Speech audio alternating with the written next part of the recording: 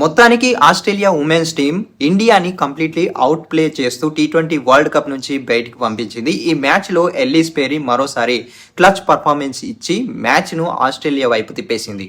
అసలు ఈ మ్యాచ్లో ఏం జరిగిందో ఈరోజు వీడియోలో తెలుసుకుందాం.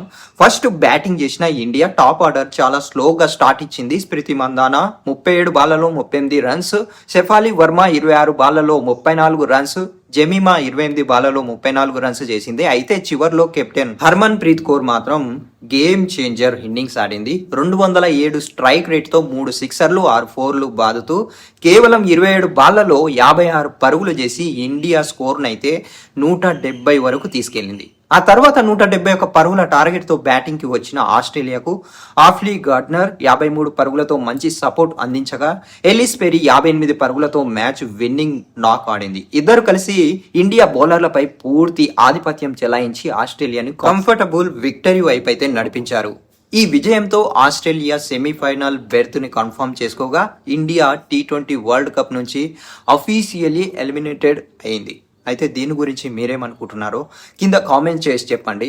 మరిన్ని వీడియోస్ కోసం అయితే నా ఛానల్ని సబ్స్క్రైబ్ చేసుకొని బెల్ ఐకాన్ అయితే ఆన్లో ఉంచుకోండి.